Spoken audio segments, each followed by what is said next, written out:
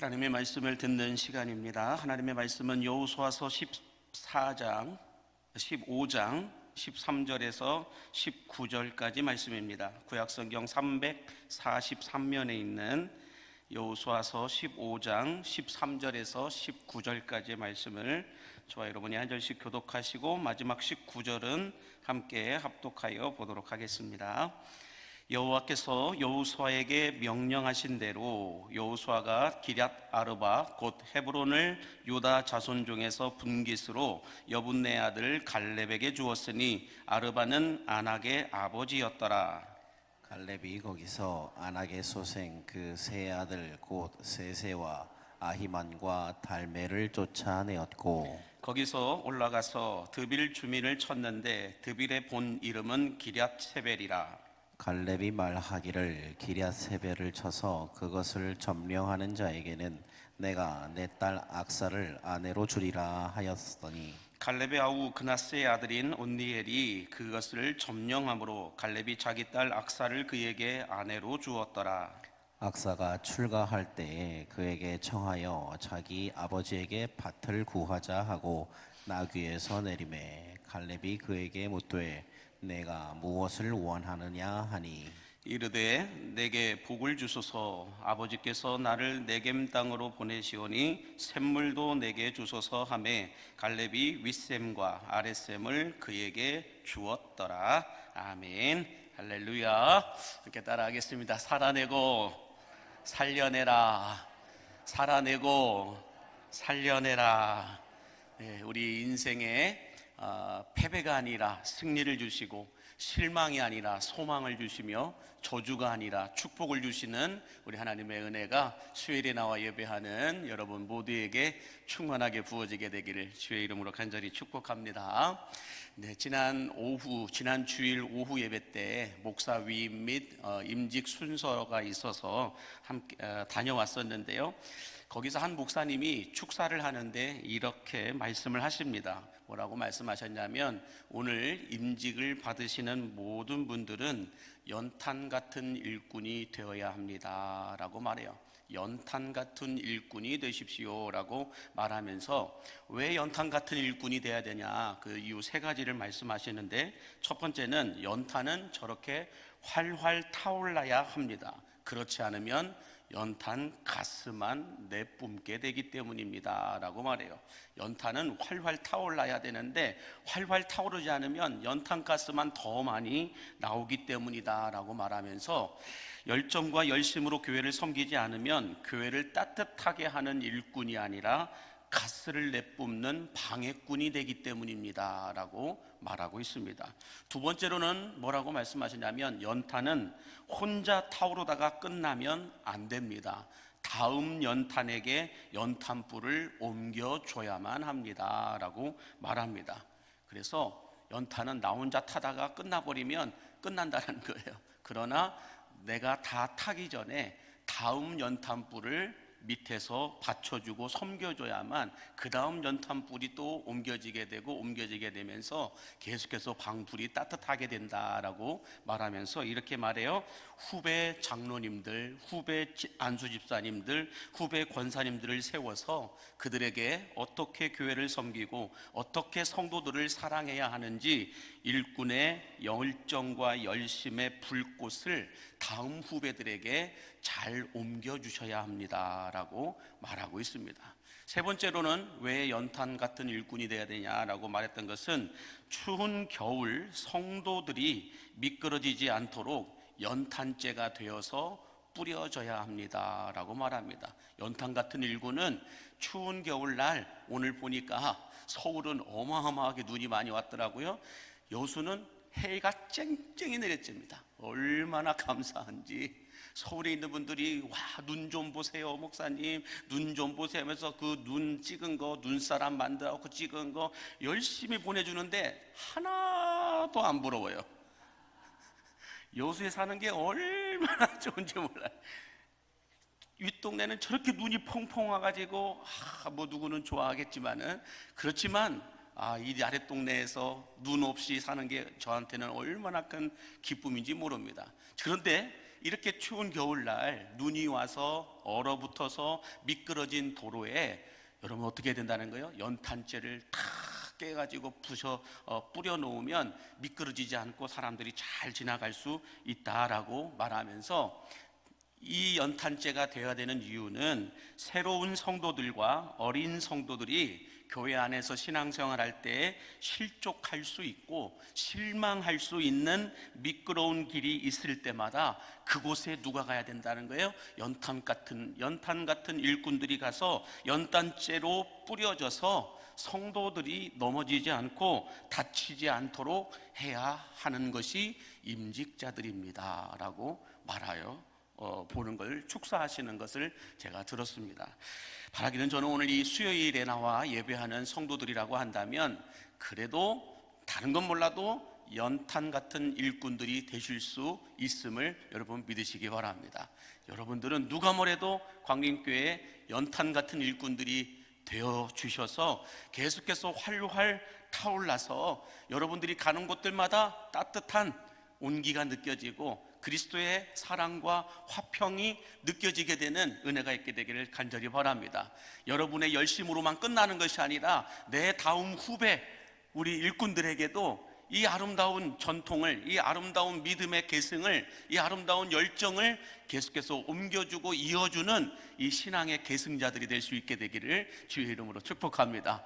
뿐만 아니라 다 탔다고 해서, 다 끝났다고 해서, 은퇴했다고 해서 내 인생 이제 연탄재처럼 끝났다가 아니라, 끝난 것이 아니라 미끄러지는 성도들이 없도록, 상처받는 성도들이 없도록, 넘어지는 성도들이 없도록, 힘들고 어려운 미끄러운 길이 있다고 한다면 내가 먼저 달려가서 연탄재가 되어가지고 그 성도들이 힘들어지지 않도록, 상처받지 않도록 옆에서 돕고 섬기고 높여주는 이런 연탄재 같은 일꾼들이 바로 우리 광림의 성도들이 되어야 할 줄로 믿습니다.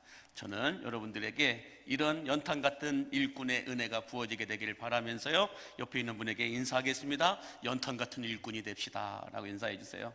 연탄 같은 일꾼이 됩시다.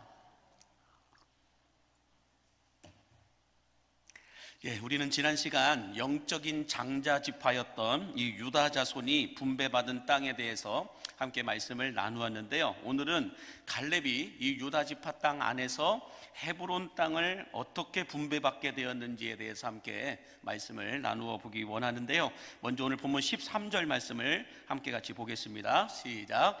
여호와께서 여호수아에게 명령하신 대로 여호수아가 기럇 아르바 곧 헤브론을 유다 자손 중에서 분깃으로 여분네 아들 갈렙에게 주었으니 아르바는 안악의 아버지였더라 라고 말씀합니다. 자, 갈렙이 받은 땅은 기럇 아르바 곧 헤브론 땅이었다라고 말씀하고 있는데, 자 여러분, 이 헤브론은 우리가 이 여호수아서 14장에서 함께 말씀을 묵상했듯이 거기에는 키가 크고 장대한 거인 족속이었던 아낙 자손이 살고 있었기 때문에 어느 누구도 어느 지파도 그 땅으로 들어가려고 하지 않았다라고 말씀합니다. 그러나 갈렙이 45년 전에 가데스 바냐에서 우리가 모세에게 보고하였던 대로 이 산지를 내게 주십시오, 그러면 내가 들어가서 그 헤브론 땅에 있는 모든 여러 종족들과 지파들을 다 점령하고 이 땅을 온전히 하나님께 바치겠습니다라고 하는 신앙의 고백을 하면서 이 산지를 내게 주소서라고 여호수아서 14장에서 갈렙이 고백을 합니다. 그래서 오늘 이 15장에서 여호수아가 이제 갈렙에게 그 땅을 차지하라고 허락을 하는 내용이 기록되어 있는 걸 볼 수가 있는데, 자 그렇다면 우리가 이 헤브론 산지가 어딘지 한번 지도를 보시면은 이렇게 볼 수가 있어요. 이 헤브론 산지는 예루살렘에서 바로 밑에, 잘 보이나요? 빨간색으로 한번 클로즈 해 주시겠어요? 한번 보시면은, 자 위쪽에 보면은 이 물가가 사해 땅이고, 좀 더 올려주세요. 올려주시면, 아니요, 밑으로, 네, 보시면은 예루살렘이 있고 밑에 베들레헴이 있고 베들레헴 밑에 헤브론이 있는데, 이 예루살렘에서 헤브론 땅까지는 남쪽으로 35km 정도 떨어졌다라고 말하고 있습니다. 그리고 지금 밑에 보면 사해가 있고 윗부분에 헤브론 땅이 있잖아요. 이게 완전히 골짜기 같은 곳이에요. 그러니까 어떻게 보면은 예루살렘이 해발 790m거든요. 예루살렘이 이 지표면에서 790m 올라가 있는 곳이 예루살렘인데, 이 헤브론 땅은 산지가 더 올라가서 970m까지 올라갑니다. 그러니까 헤브론 산지는 표준 지표면에서 970m 높다라는 거예요. 예루살렘은 790m가 올라가 있고, 이 헤브론 산지는 더 올라가 가지고 970m 위에 도시가 형성되어져 있다라고 말하고 있습니다. 그래서 이 헤브론 산지에 오늘날 이스라엘 그 도시 사진을 제가 캡처해 왔는데, 한번 보시면 다음 사진 보여주시겠어요? 자, 이 도시 지금 현재 헤브론 땅입니다. 그래서 산 꼭대기잖아요. 산 꼭대기 도시가 형성되어 있고, 인구는 16만 정도 살고 있다라고 말합니다. 16만 명 정도가 지금 이 헤브론 땅에 살고 있는데, 저 해발이 완전 산 꼭대기까지 집들이 쫙 지어져 있는 걸 볼 수가 있는데, 자 보세요. 그런데 이 갈렙은 이 헤브론 산지 이 땅을 바라보면서 믿음의 사람으로 영적인 시력이 좋았던 사람이어서 그런지 헤브론에 살고 있는 거대한 이 아낙 자손을 본 것이 아니라 헤브론 땅에 있는 하나님께서 예비해 놓으시고 약속해 놓으신 그 축복, 이스라엘의 거룩한 역사를 먼저 보았다라고 성경은 말씀하고 있는 걸 볼 수가 있어요. 제가 지난주에도 말씀드렸듯이 영적인 시력이 좋아진 사람들은 멀리 본다라는 거예요. 바로 앞에 문제를 보지 않고, 홍해를 보지 않고, 홍해 안에 하나님이 내시는 길을 본다라는 거죠. 이 영적인 시력이 좋아져서 영적인 영안이 열려있는 사람들은 바로 앞에 있는 문제, 이걸 보는 게 아니라 그 너머에 무엇이 있는가를 거기까지 본다라는 거예요. 이 갈렙이 그랬던 것 같아요. 이 헤브론 땅을 바라보면서 남들은 아낙 자손 보면서 우리 절대 안 들어간다라고 눈치 보고 있었는데, 이 갈렙은 아낙 자손을 본 것이 아니라 헤브론 땅 안에 심어 놓으신 하나님의 축복이 무엇인지 그것을 봤다라는 거예요. 이 헤브론 땅이 이스라엘의 역사에 얼마나 중요한 의미를 갖고 있는 땅인지 이 갈렙은 그것을 먼저 보았다라는 것을 알 수가 있는데, 자 그렇다면 여러분, 갈렙이 영적인 눈으로 보았던 축복은 무엇일까? 다음 사진 한번 보여줄까요?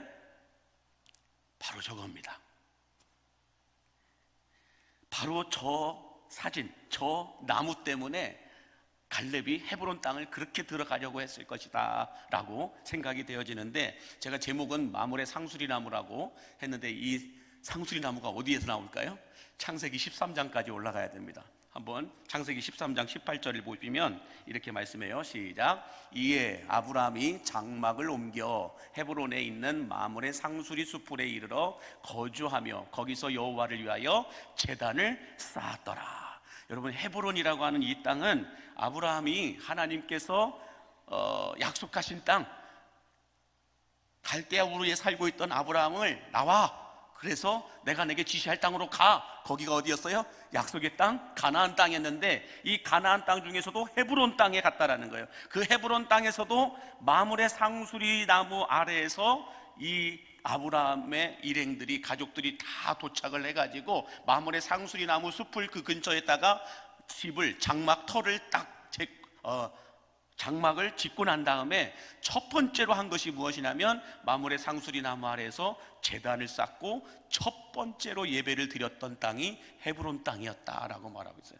그러니까 이 이스라엘 백성들의 역사를 놓고 봤을 때 아브라함을 불러내어 하나님이 처음으로 가나안 땅을 소개하고 처음으로 가나안 땅을 밟은 사람이 아브라함이었는데, 이 아브라함이 처음으로 이 가나안 땅을 밟고 거기에서 예배를 드렸던 첫 번째 장소가 마물의 상수리 나무 아래였다라고 말씀하고 있는 겁니다. 자, 뿐만 아니라 이 헤브론 땅은 어떤 땅이었느냐? 이 아브라함의 일행이 거기에다가 딱 장막을 짓고 있을 때 하나님과 두 천사가 아브라함을 찾아오죠. 찾아와 가지고 뭘 합니까? 이 소돔과 고모라 땅에 대해서 이야기도 하기도 하고, 이게 멸망하게 될 것이다 이런 얘기도 하시기도 하고, 또 뭔 얘기도 해요? 너의 아내가 임신하게 될 것이다, 이 이야기를 해주었던, 아내 사라가 임신하게 될 것이라고 하는 이 약속의 말씀을 줬던 곳이 바로 이 헤브론 땅이었다라고 말씀하고 있어요.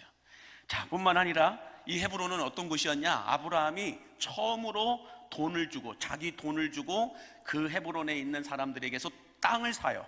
땅을 사가지고 가족 납골당을 만듭니다. 가족 납골당을 만들어가지고 자기 아내 사레가 죽었을 때 거기다가 장사를 지내죠. 그리고 자기도 죽었을 때 그곳에 장사를 지냅니다. 그리고 자기 아들 이삭도, 야곱도 거기에 장사를 지냅니다. 나중에 야곱의 아들 요셉이 애굽의 총리로 갔다가 애굽에서 죽죠. 그 다음에 애굽에서 출애굽할 때에 사람들이 누구의 이 시신을 갖고 나와요? 요셉의 시신을 갖고 나와서 어디다가 놓는다? 이 헤브론 땅, 이 아브라함이 사놓은 가족 납골당 안에다가 넣어놓습니다. 이뿐만 아니라 이 이스라엘의 믿음의 조상들이라고 하는, 믿음의 후손들이라고 하는 사람들도 전부 다 이 헤브론 땅에 묻히게 됩니다. 그래서 이 헤브론 땅을 족장들의 무덤이다라고 말하고 있는데, 아까 우리 헤브론 땅 지금 현재 사진 한 번만 더 보여주시겠어요? 자, 그 사진에 보면은 헤브론 땅 거기 보면은 우측인가요? 저기 황토색이 더 많은 곳, 거기 한번 클로즈업 해보시겠어요? 쭉. 아니요, 옆에 거, 반대 거. 그거 말고 다른 거요. 네, 그 밑에 한 번만 내려주시면 다 무덤이 돼 있잖아요. 저희가 다 무덤인데, 이 족장들 뿐만 아니라 조상들, 이 무덤들이 이 뒤쪽으로 쫙 진열되어 있어요. 그래서 이 헤브론 땅은 족장들의 무덤이다라고 말하기도 한다라는 것을 알 수가 있습니다.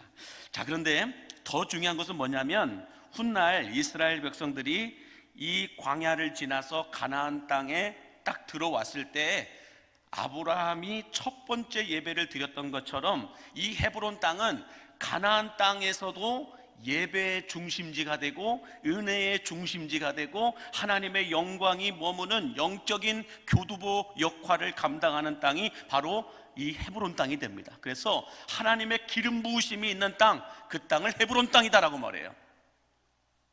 이렇게 이스라엘 역사에 헤브론 땅이 차지하는 역할이 얼마나 많고 중요한 굵직굵직한 것들이 많이 있었는지 모른다라는 거예요. 이것을 누가 알았다? 갈렙이 알고 있었다라는 거예요.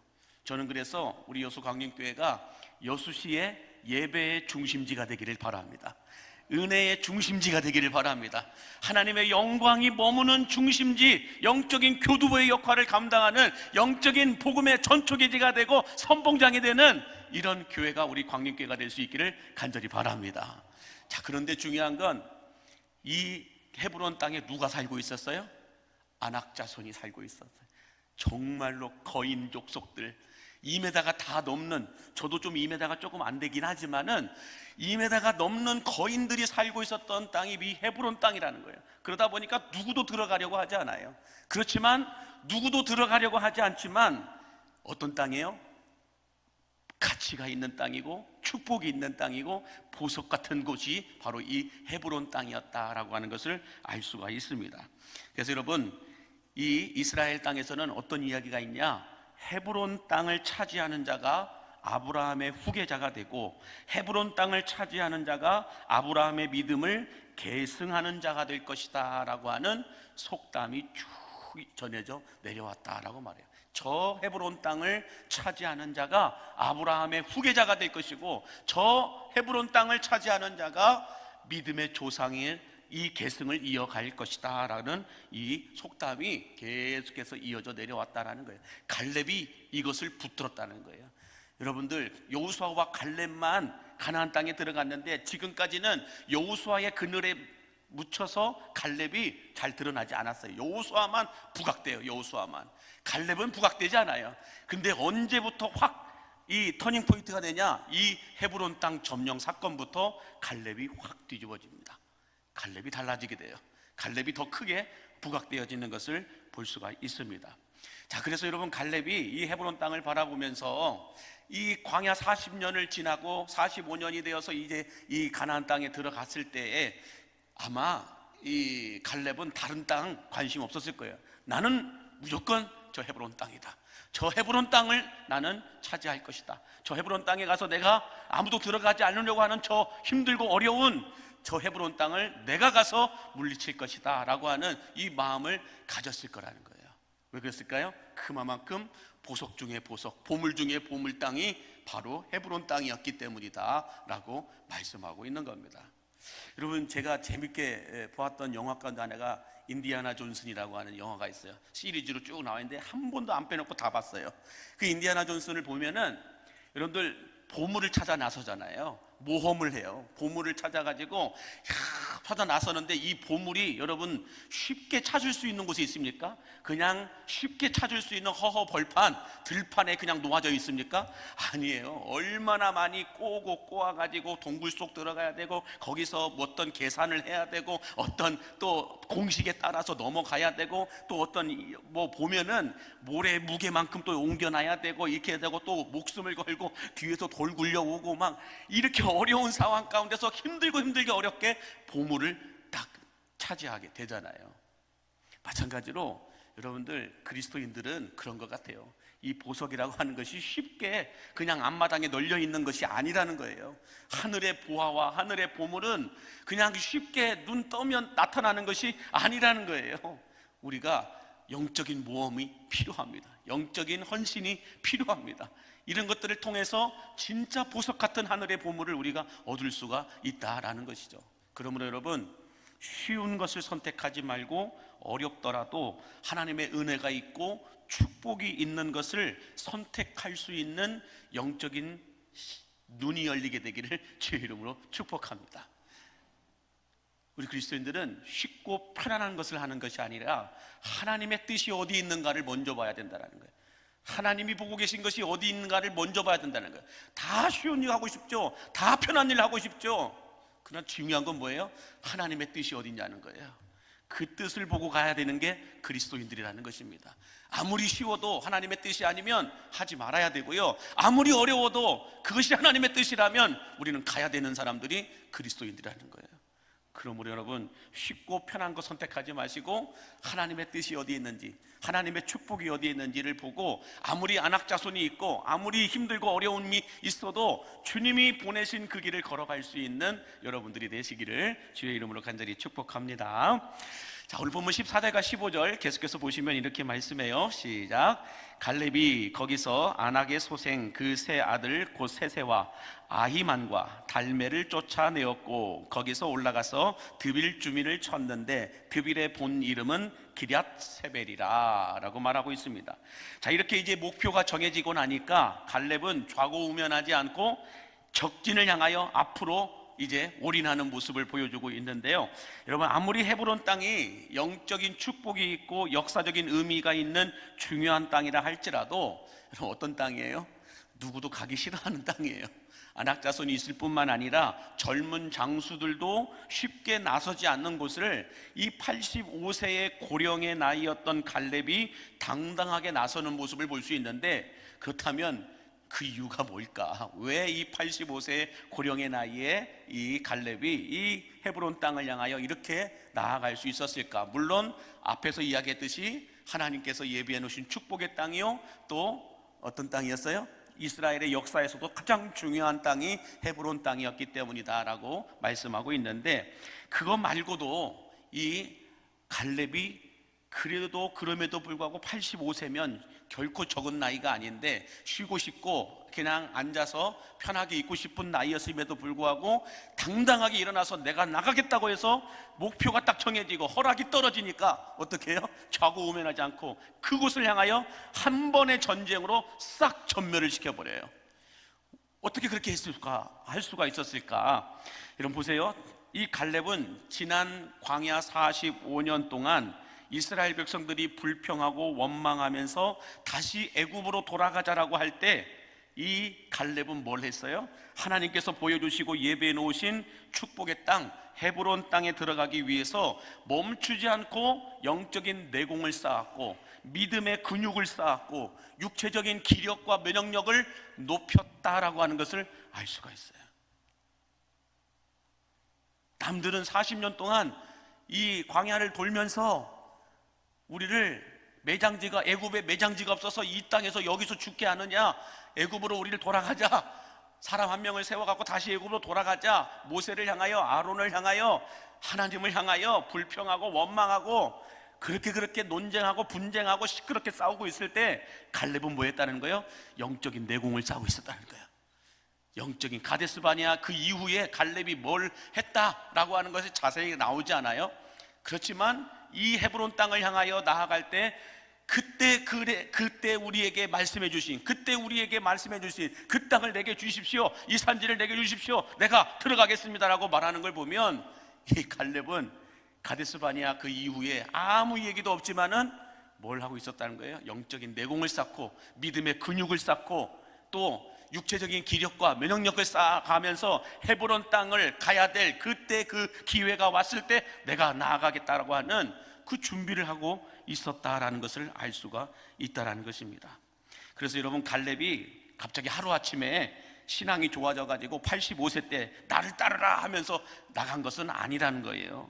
갈렙은 젊었을 때부터 평상시에 기도와 말씀으로 영적인 내공을 쌓고 있었었고, 기회가 왔을 때 그 축복을 놓치지 않고자 45년이라는 시간을 준비하였다가 난공불락의 그 헤브론 땅을 차지할 수 있는 기회가 주어졌을 때 그 기회를 놓치지 않고 점령하여 차지하게 되었다라고 말씀하고 있는 겁니다. 자, 그러므로 여러분, 영적인 내공은 특별할 때 쌓는 게 아니고요, 부흥회 때 쌓는 게 아니에요. 부흥회 때나 특별 새벽기도에 이럴 때 영적인 내공을 쌓는 게 아니고, 영적인 내공은 언제 하는지 아세요? 평상시에 하는 거예요. 평상시 살면서 하는 거예요. 일주일 내내 말씀 묵상하지 않고 기도하는 시간도 없고 하나님과 교제하는 시간도 없고 내 신앙의 영적인 충전과 어떤 이 성장을 위해서 투자하는 시간이 한 시간도 없다? 볼 거 없어요. 기도는, 영적인 내공은 특별할 때 하는 게 아니라 평상시에 하는 거고, 어떤 이 훈련과 어떤 이 사역들은 특별하게 시간을 내어서 해야 한다는 거예요. 이걸 우리가 착각하지 않았으면 좋겠다라는 거예요. 특별하게 주일날 한 번만 예배 드리는 분들이 있어요? 아니에요. 예배는, 기도는, 말씀은 우리가 어떻게 해야 돼요? 평상시에 해야 돼요. 평상시에. 그렇지만 특별하게 해야 될 훈련, 이것은 시간을 내어서 특별할 때 해야 된다는 거예요. 바라기는 여러분, 준비된 자에게 기회를 주시고 준비된 만큼 사용하시는 이 하나님의 섭리를 따라서 우리 광림교회 새로운 38년의 역사도 준비된 만큼 기회를 주실 것이고 준비된 만큼 우리 교회를 사용하여 주실 줄로 믿습니다. 그러므로 갈렙처럼 평상시에 기도와 말씀으로, 평상시에 누가 불만을 하든 불평을 하든 원망을 하든 그렇게 그분들은 놔두세요. 그렇게 해야 되니까. 그렇지만 헤브론을 바라보고 있는 우리들은 뭘 해야 돼요? 기도와 말씀으로 영적인 내공을 쌓아야 되는 거예요.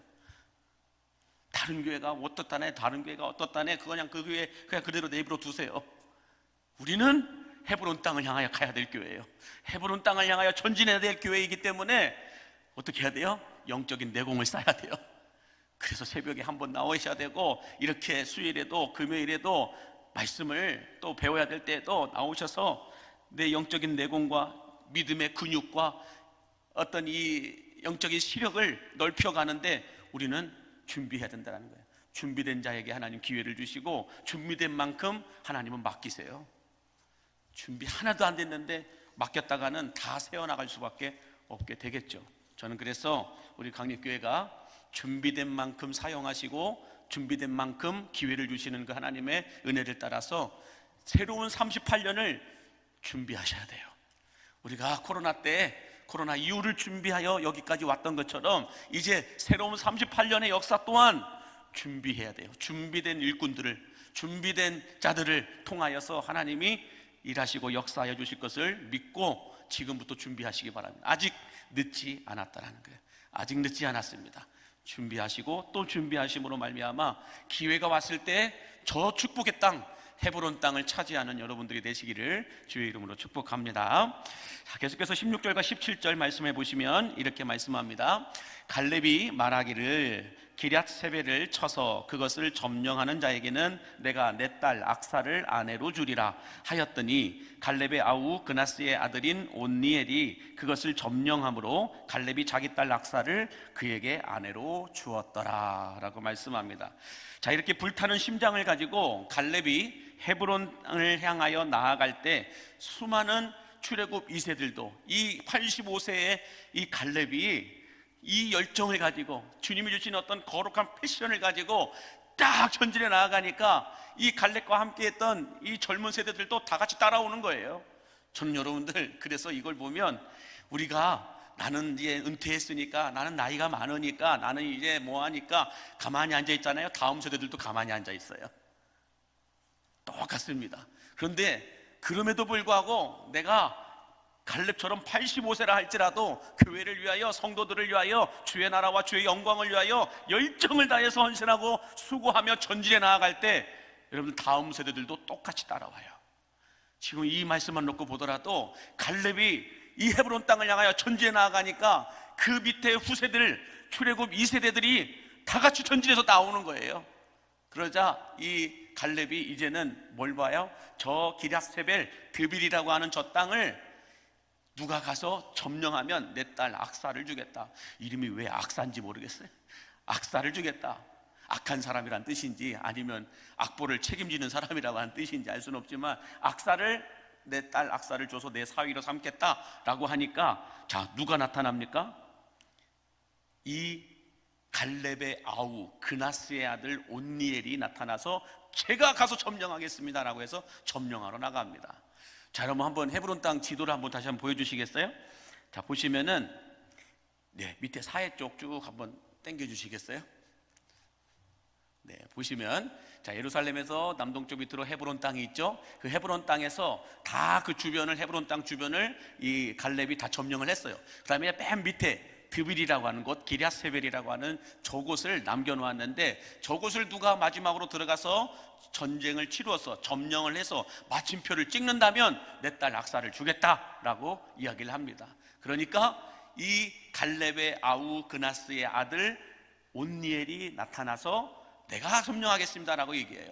자, 그렇다면 이렇게 얘기하면 또 잘 모르죠. 갈렙의 족보를 한번 보여주시겠어요? 갈렙의 족보 다음 사진이요.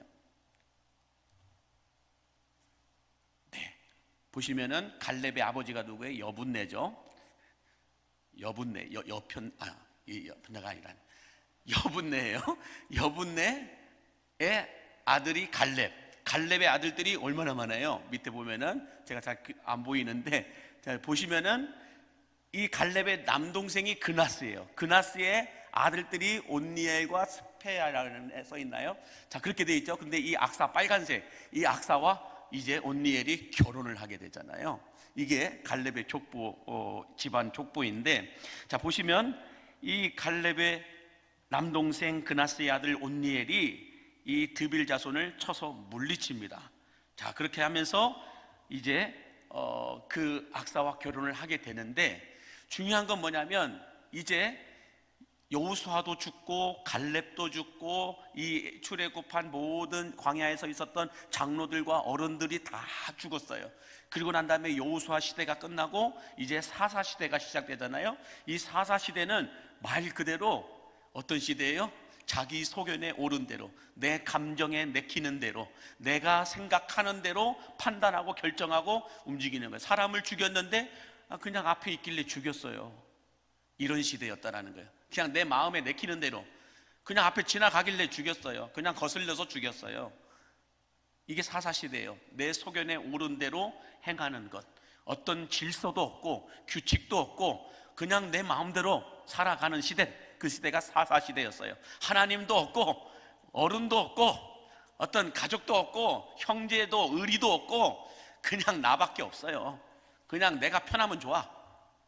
그런 시대가 사사시대였다는 거죠. 이 사사시대 때에 이 어떤 교회의 어른이 없고 어떤 이스라엘 민족의 어른이 없는 그 시대, 사사시대 때에 첫 번째 사사가 누구였다? 온니엘이었다는 거예요. 자, 온니엘 사사 12명의 사사 한번 보여주실까요? 보여주시면 자, 첫 번째로 보시면은 온니엘이 있죠. 유다 자손의 온니엘 40년을 사사를 했습니다. 사사 다음에 이제 에후가 나오시고, 그 다음 쭉 드보라 여자도 나오고, 디도온도 나오고, 쭉 밑에 삼손까지 나옵니다. 쭉 12사사가 나오면서 이 암흑과도 같은 사사 시대를 지나가요. 근데 여러분, 이 사사 시대보다 더 암흑 같은 시대가 지금 우리가 살고 있는 이 시대임을 여러분 인정하시기 바랍니다. 인정하고 싶지 않아도 지금 이 시대는 저 사사 시대보다 더 악한 시대예요. 더 암울한 시대예요. 더 암흑 같은 시대가 지금 우리가 살고 있는 이 시대라는 것입니다. 그러므로 오늘날 이 시대에도 다시 이 온니엘과 같은 12명의 사사와 같은 이 하나님의 불을 가진 사람들이 우리에게 필요함을 믿으시기 바랍니다. 그래서 우리 다음 세대들, 여러분들 지금 온 이 한국교회가 비상이 걸렸어요. 다음 세대에 대한 비상이 걸렸어요. 말만 하다 보니 이제는 비상도 그냥 비상이 아니라 위기가 왔어요. 정말로 너무 빠른 속도로 교회 학교가 사라지고 있습니다. 이 전문가들이 예상했던 것보다 더 빠른 속도로 이 교회 학교가 사라지고 있습니다. 큰일이에요. 그럼에도 불구하고 눈에 보이는 어른들에게 우리는 투자해야 된다고 얘기를 해요. 교회들마다 그렇게 어른들에게 투자하고 어른들에게 형편을 주고 어른들을 무시하라는 건 아니죠. 어른들에게 쌓이고 어른들에게만 투자하다 보니까 다음 세대가 전문가들이 보았던 시대보다 더 빠른 속도로 사라져 버렸어요. 그러다 보니 여러분 너무 놀라지도 않으시네요? 그러다 보니 10년이 지나도 교회 일꾼을 뽑지를 못해요. 우리처럼 황정지 선거한다 해가지고 장로님을 뽑겠습니다, 안수집사님을 뽑겠습니다, 권사님을 뽑겠습니다, 이것은 아예 생각도 못하고 서리집사조차도 뽑지 못하는 교회가 너무 많이 늘어나 버렸어요. 교회 일꾼이 없어요. 올라오는 다음 단계가 없는 거예요. 교회 학교가 없어지는데 이 교회 학교가 없어지면서 청년들도 없어지고, 청년들이 없어지면서 3040 이음 세대가 없어지니까 집사직분 줄 사람이 없어요. 그래서 우스갯소리로 그러더라고요. 70대면 주전자 들고 뛰어다녀야 된대요. 70인데 주전자 들고 뛰어다녀야 된대요. 막내라는 거예요, 70이.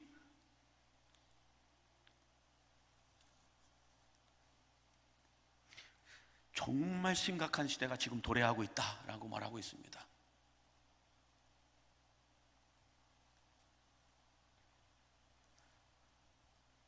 그래서 참 교회들마다 고민의 고민, 걱정의 걱정, 이걸 어떻게 살려야 될지, 이 생태계를 어떻게 살려야 될지, 이 환경을 어떻게 다시 회복해야 될지, 오염될 대로 오염돼 버렸다는 거예요. 환경이 오염됐고 생태계가 망가져 버렸다는 거예요.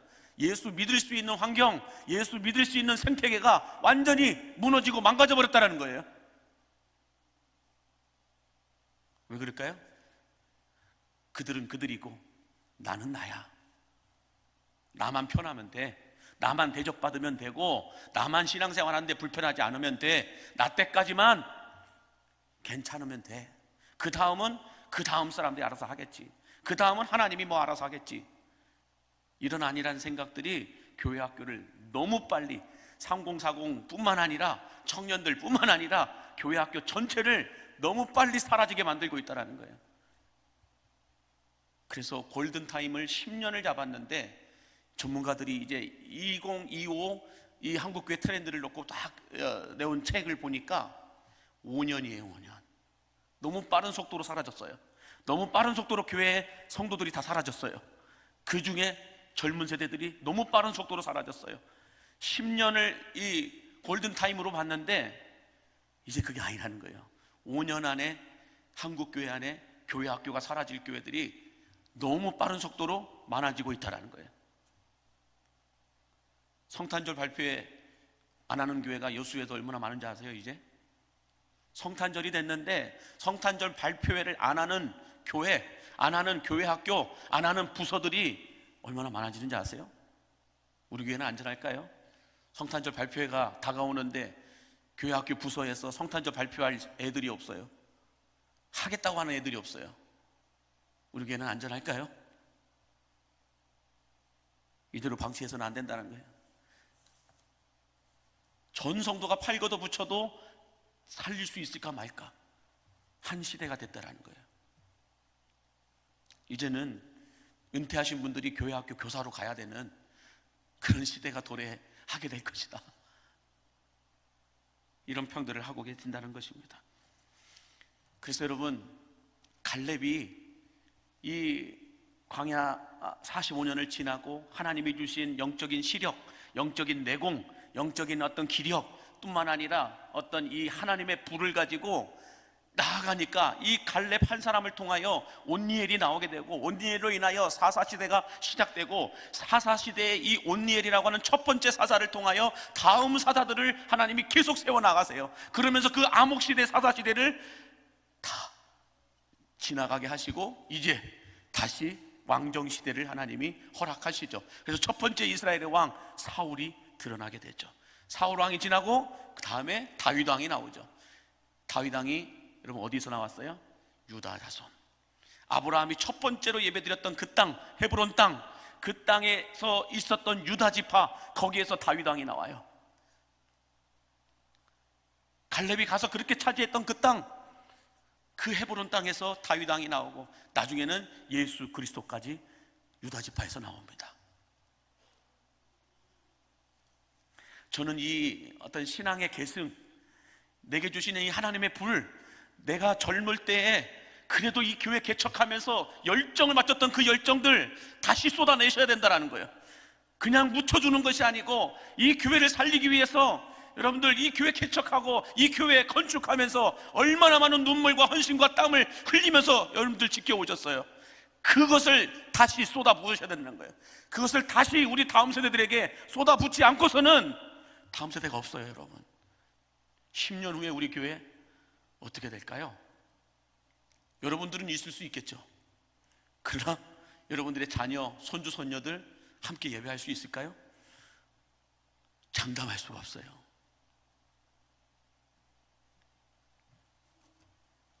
그러므로 저는 아브라함이 헤브론 땅에 들어가서 처음으로 예배했던 그 마므레 상수리 나무 아래, 그 마므레 상수리 나무 아래가 바로 이 광림교회가 되어야 할 줄로 믿습니다.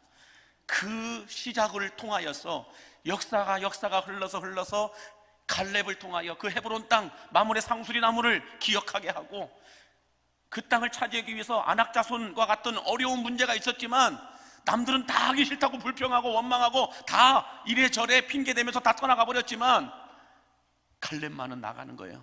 갈렙이 열정을 갖고, 85세의 갈렙이 열정을 갖고 다시 교회를 위하여서 헌신하고 수고하고 희생하니까 젊은 세대가 온니엘이 다시 나오는 거예요. 온니엘이 나오니까 그 다음 사사들도 계속 나오되죠. 그 사사들로 인하여 사사시대가 끝나니까 하나님이 다윗 왕을 세우십니다. 우리 광림의 역사도 38년, 물론 다른 교회들은 뭐 70년, 100년이 넘는 교회들도 많죠. 하지만 이 38년의 역사 여러분 쉽게 오지 않았어요. 그냥 설렁설렁 대충대충 어쩌다 보니 이게 시간이 흘러서 여기까지 온 게 아니라고요. 때마다 시마다 하나님께서 세우신 눈물의 종들을 통하여서, 헌신의 종들을 통하여서 욕먹을 것 뻔히 알면서 욕 들어가면서 교회를 지켰던 믿음의 종들이 있었다고요. 그들이 있었기 때문에 이 교회가 지켜졌고 여기까지 왔어요. 누구도 함부로 그들을 향하여서 뭐라고 해서도 안 된다는 거예요. 나는 못하면서, 나는 안 하면서. 그러므로 갈렙과 같은 믿음의 사람 하나만 있어도, 믿음의 사람 한 사람만 있어도 여러분 온니엘을 다시 만들어낼 수 있어요. 온니엘이 나오게 되면 그 다음 단계, 그 다음 단계, 그 다음 계승이 이어지면서 분명히 사울 왕이 나오고 다윗 왕이 나옵니다. 다윗 왕이 나오고 예수 그리스도까지 계보가 이어지게 되는 거예요. 저는 우리 광림교회가 10년 후에 더 하나님께서 예비하신 축복들이 부어짐으로 말미암아 여러분들의 손주 손녀들까지 같이 함께 앉아서 예수만 섬기는 우리 집이라고 찬송하고 예배하는 그 은혜의 그림이 그려지게 되기를 축복합니다. 10년 후에 나 없을 건데요, 이 땅에. 그런 얘기 하지 마세요. 생사화복은 하나님께서 주관하실 문제고요, 우리는 내게 주어진 그 허락한 그 시간에 후회함 없이 달려가는 거예요. 그동안 임직 받으셨던 분들 뿐만 아니라 올해 임직 받으신 분들, 임직 받은 권사님들 정신 차리셔야 된다는 거예요. 기도하셔야 돼요. 바톤을 이어받았으면 열정을 해서 달려가야죠. 1년도 안 됐어요.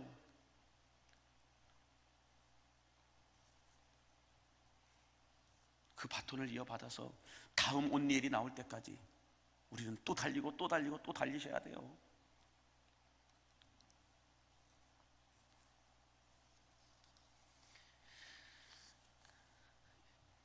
이처럼 여러분, 갈렙처럼 영적인 시력이 있고 영적인 내공이 있고 하나님의 불을 가진 이런 사람 한 분만 계셔도 우리 교회는 하나님의 불이 꺼지지 않고 계속해서 타오르고 타올라서 이전에 보지 못했던 부흥의 불길이 타오르게 될 줄로 믿습니다.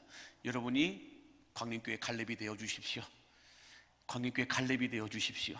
그래야 여러분을 통해 온니엘이 나옵니다. 온니엘이 나와야 다윗까지 나와요. 다윗이 나와야 예수 그리스도까지 계보가 이어지는 겁니다.